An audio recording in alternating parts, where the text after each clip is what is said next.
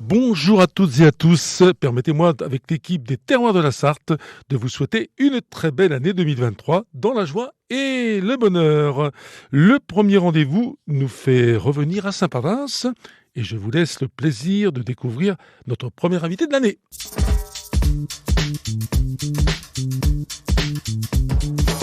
Frédéric Krog, bonjour et merci d'accueillir RCF Sarthe pour l'émission Les Terroirs de la Sarthe. Bonjour. Bonjour. Alors dites-moi, Frédéric Krog, on est à Saint-Pavas pour rappeler un petit peu à nos auditeurs que nous étions venus il y a un certain temps, l'année dernière je crois, pour le marché d'ailleurs, pour parler du marché. Vous voyez qu'on n'a pas oublié la commune, mais il s'est ouvert un établissement différent ici au cœur même du village de Saint-Pavas. Et c'est vous, Frédéric Krog, qui en êtes le maître de la maison. Alors expliquez-moi.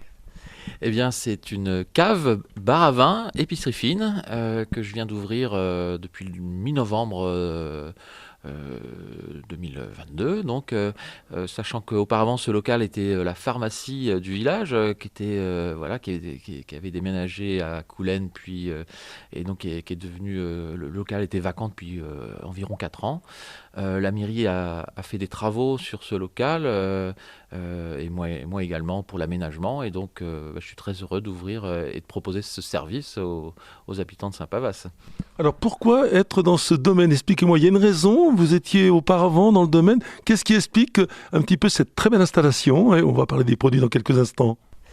Eh bien, c'est tout simplement ma passion pour le vin qui existe depuis 30 ans maintenant. J'ai 48 ans, donc depuis l'âge de 18 ans, je m'intéresse au vin et c'est monté crescendo et c'est devenu vraiment une passion dévorante qui m'a poussé à accumuler un nombre de bouteilles sûrement trop important. J'ai entre 4 et 5 000 bouteilles dans ma cave personnelle, donc j'étais quasiment déjà un petit caviste amateur, on va dire, et donc voilà, naturellement finalement je suis devenu caviste. Je voulais pas simplement être caviste, je voulais vraiment ajouter bar à vin à cette activité de caviste. Ouais, c'est vrai que c'est une spécificité, le bar qui est absolument remarquable, hein. C'est vrai que ça, je le dis à nos auditeurs, quand on vient ici on est bien, on déguste et c'est bien réussi. Et puis on parle aussi, il y a un peu d'épicerie fine également. Vous avez réuni les 3 choses parce qu'il fallait être complet, dirais-je. Oui, pour moi, c'est indissociable, en fait, caviste et bar à vin. On connaît souvent des cavistes, et donc on vient acheter notre bouteille. C'est un commerce comme un autre, finalement. Enfin, peut-être pas comme un autre, on va peut-être en reparler. Mais pour moi, c'est important d'acheter des bouteilles, mais aussi de pouvoir déguster sur place. Moi, je propose souvent de goûter aux clients qui viennent, qui hésitent un petit peu. Et puis surtout, c'est un lieu convivial, je pense, enfin j'espère, où on peut venir ne pas acheter de bouteilles. Il y a des gens qui ont déjà suffisamment de bouteilles chez eux ou qui n'ont pas envie d'en acheter, et qui viennent boire ici avec leurs amis, avec leurs enfants, en famille. Hier, j'avais toute une famille, les parents, les enfants, les grands-parents qui sont venus tous ensemble pendant la période de Noël. Enfin, j'ai trouvé ça très sympathique. Alors c'est votre façon, je dirais, et c'est bien parce que c'est peut-être une façon d'innover, de faire les choses différemment. On en a certainement besoin aujourd'hui, plutôt que d'aller consommer comme ça, acheter, puis on emmène et au revoir et merci. C'est une autre façon de voir les choses. C'est un établissement peut-être qui vous allez un petit peu faire découvrir au public une façon de vivre autrement. Oui, alors moi, en fait, ma vision du vin, c'est avant tout partager. En fait, boire un verre de vin, c'est pas boire un verre de vin tout seul, c'est pas boire sa petite bouteille tout seul. Enfin, ça peut arriver, ça peut être sympa aussi, mais c'est quand même bien plus intéressant quand on partage avec d'autres personnes, avec des amis ou même avec des gens inconnus qui sont là en même temps, et on partage une bouteille ou on s'associe autour d'un verre pour discuter de choses et d'autres. C'est un côté social en fait assez important. Un bar, c'est très social en fait. On se rencontre. Alors dites-moi, il y a une chose qui m'a interrogé vraiment et qui est très bien faite, c'est votre logo, parce que vous savez, on s'intéresse à tout, et le logo dit boire du bon, n'est-ce pas? Alors boire du bon, effectivement, vous avez raison, parce que c'est aussi le leitmotiv du bien manger dans cette émission des Terroirs de la Sarthe, et boire du bon, eh bien, en boire moins, mais franchement du bon. Et ça, c'est un petit peu cette carte qui correspond, on le dit toujours avec modération, parce que c'est indiqué bien évidemment. Oui, alors c'est le nom de ma cave, c'est Boire du Bon et de mon bar à vin, mais j'ai un slogan donc qui est buvez moins, mais buvez du bon, et donc c'est vraiment quelque chose d'important puisque voilà, alors, la plupart des vins que je propose sont des vins qui sont bio, en biodynamie, certains voire nature. Après, j'ai pas forcément de chapelle, je suis pas uniquement vin nature, uniquement vin bio, je fais aussi des vins conventionnels que je trouve bons. Le principal, c'est que ça soit bon avant tout. Et après, c'est vrai que c'est une dimension importante. Buvez moins, mais buvez du bon. Je préfère qu'on achète une bouteille à 20 euros plutôt que deux bouteilles à 10 euros. Voilà, c'est ça. Ou une bouteille à 30 plutôt que deux à 15. Enfin, on peut le prendre avec les chiffres que l'on veut, mais le but, il est là, en fait. Alors dites-moi, tous ces bons vins, comment c'est organisé? Vous allez voir des producteurs? Comment est votre curiosité un petit peu parmi les producteurs? Parce que on sait, nous avons dans la région, mais bien sûr, au-delà de nos régions, il y a très très très bons vins un peu partout en France, évidemment. Comment vous faites? Eh bien là, j'ai fait un choix en fait de privilégier les vins de la vallée de la Loire, qui sont là, à 80% présents dans la cave. Donc la vallée de la Loire, c'est immense. On dit rapidement, on dit que c'est du muscadet au Sancerre, mais en fait c'est encore bien plus large que ça. On trouve du vin en Vendée. D'ailleurs, mes clients sont souvent assez surpris de voir des vins blancs de Vendée, des vins rouges de Vendée. Bon, les gens qui ont une maison en Vendée le savent parce qu'ils ont vu qu'il y avait déjà du vin en Vendée, mais pour ceux qui connaissent pas, c'est une découverte. Et puis la Loire, ça va jusqu'à Roanne, Saint-Étienne, les côtes rouennaises, les côtes du Forez. Donc c'est vraiment un terrain de jeu immense, la vallée de la Loire.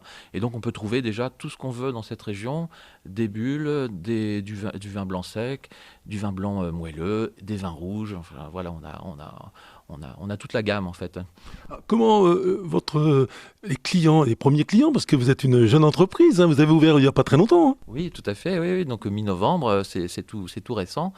Pour l'instant, j'ai pas encore fait de communication plus que ça. Enfin, je suis sur Facebook et sur Instagram, mais je dirais que je débute un petit peu sur ce créneau-là. Je vais faire au mois de janvier, février, une campagne de communication plus classique avec des prospectus que je vais distribuer dans les zones aux alentours pour me faire connaître, en fait, tout simplement. Oui, parce que le principe est agréable. On est ici, on est chez nous, on se sent bien et tout. Il faut le dire à nos auditeurs ici. Si, en plus, vous êtes bien basé parce que Saint-Pavin, c'est le banlieue du Mans, il faut le dire. Et donc, c'est très agréable, une petite ville très agréable, tranquille, mais il fait bon vivre. Et donc, pour être bien aussi, pour boire un bon vin ou autre, évidemment, je le dis toujours avec modération parce que vous savez ce que c'est à la radio, évidemment, mais plein d'autres choses également, eh bien, on apprécie aussi cette façon peut-être de voir les choses demain. Oui, alors là, vous dites ça aussi parce qu'on est dans les canapés, en fait, et qu'on est bien installé. Et c'est vrai que ça plaît beaucoup ici de s'installer dans les canapés. En principe, tout le monde veut se mettre ici pour se sentir bien.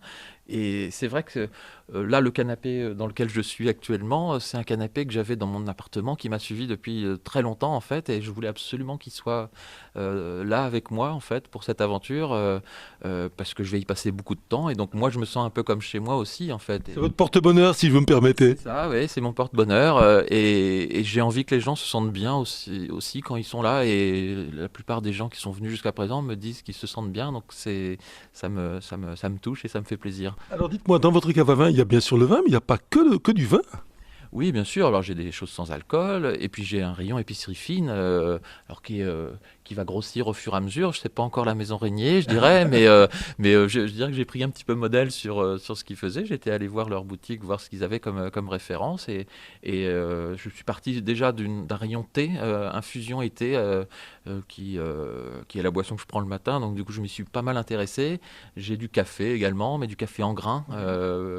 Pour qu'il ait une meilleure fraîcheur, qu'il soit et puis de très bonne qualité, avec un meilleur ouvrier de France torréfacteur. Important. Voilà. Donc j'essaie d'avoir des produits de très bonne qualité, un peu dans le même sens que pour le vin, des choses un petit peu plus chères, certes, mais voilà, qu'on prend vraiment plaisir à manger ou à déguster.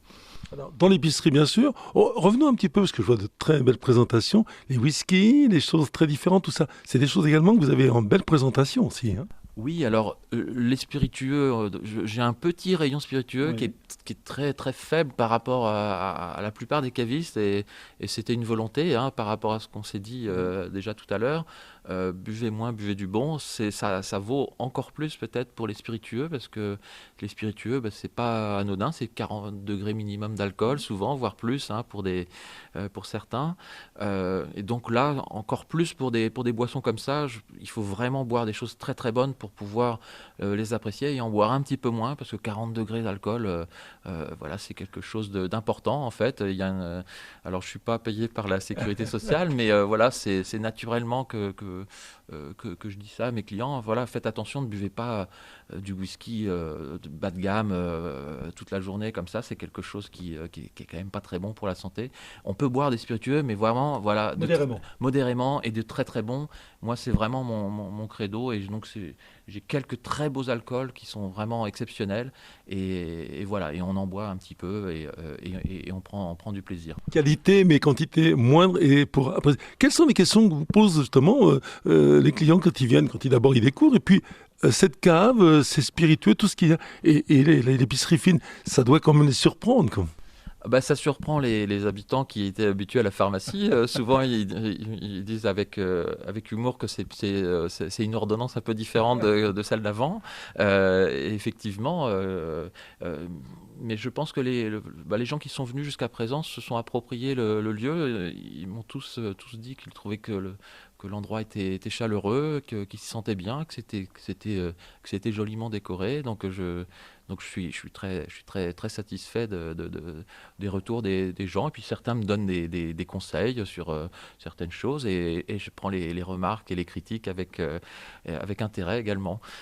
Alors l'évolution un petit peu, puisqu'on est au début, mais on se dit, on visite des régions de France. Est-ce qu'il y a encore des endroits, je regarde un petit peu sur différents domaines, est-ce qu'il y a encore des régions éventuellement que vous n'avez pas encore peut-être mis dans cette belle maison pour l'instant, parce qu'on se dit qu'il faut se lancer un petit peu, il faut écouter un petit peu les clients évidemment, qui voyagent aussi d'ailleurs en l'occurrence en France pendant les vacances et bien d'autres.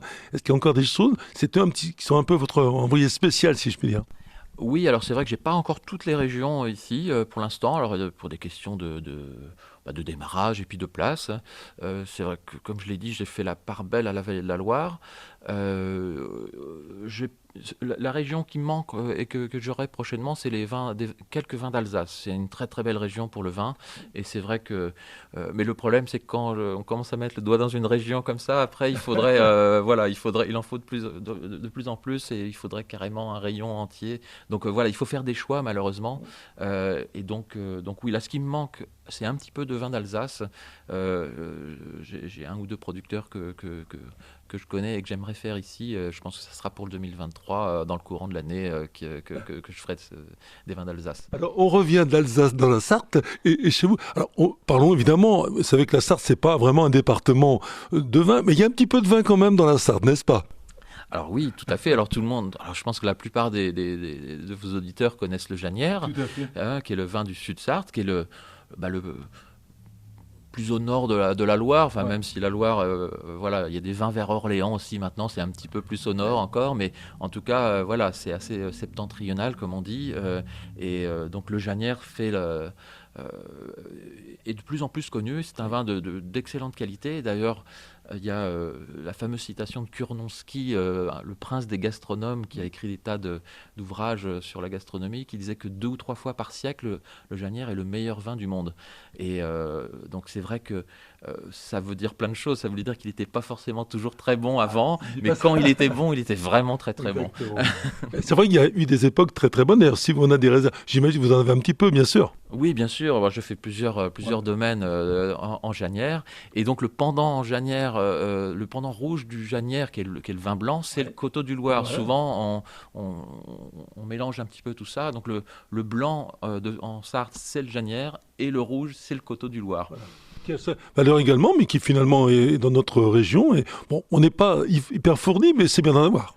Ah ben c'est bien d'en avoir et puis surtout le Janière c'est du chenin donc on trouve ça pas mal dans la Loire mais en rouge c'est un cépage qu'on trouve un petit peu moins c'est le Pinot d'Aunis qui est plus poivré donc qui plaît pas toujours à tout le monde mais bon après il faut aussi tomber sur le bon producteur qui sait vous faire aimer ce cépage et le Coteau du Loir est quelque chose de vraiment très intéressant et justement le bar à vin me permet de faire découvrir le Coteau du Loir qui est un petit peu moins connu que le Janière en Sarthe. D'où l'importance de bien sélectionner, on en parlait tout à l'heure, quand vous allez voir les producteurs ou vous allez mettre les pieds, vous dites attention, est-ce que c'est bien? C'est une vraie réflexion ça.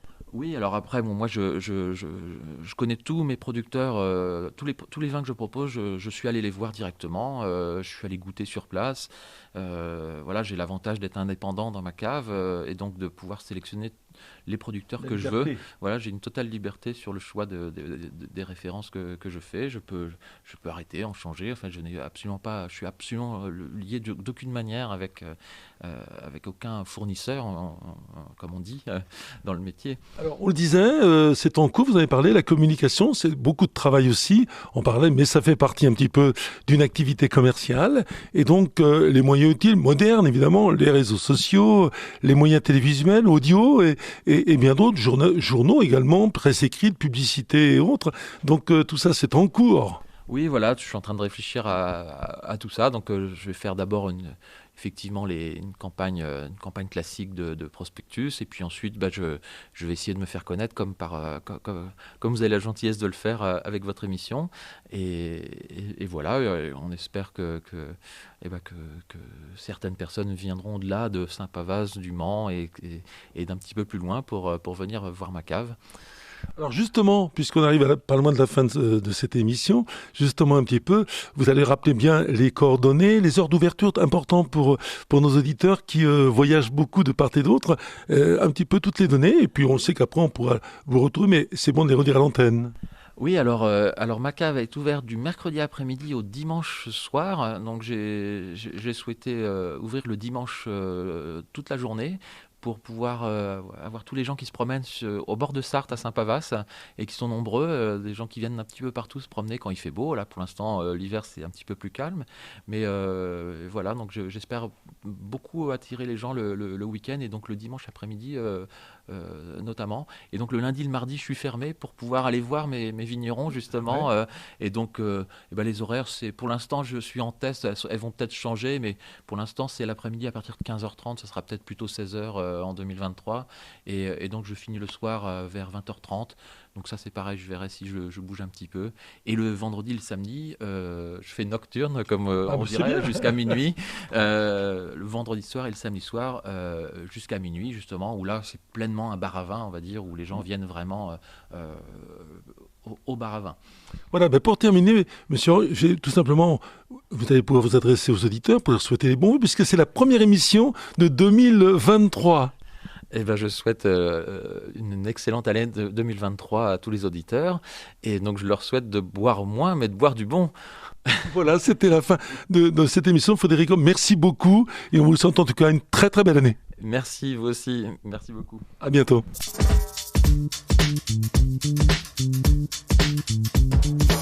Ça y est, la première émission, elle était pour vous, chers amis auditeurs. En tout cas, on va essayer d'aller comme ça jusqu'à la fin de cette saison pour vous faire découvrir d'autres producteurs et d'autres personnes, bien sûr, au cours de cette émission. Les Terroirs de la Sarthe. Bonne semaine à toutes et à tous.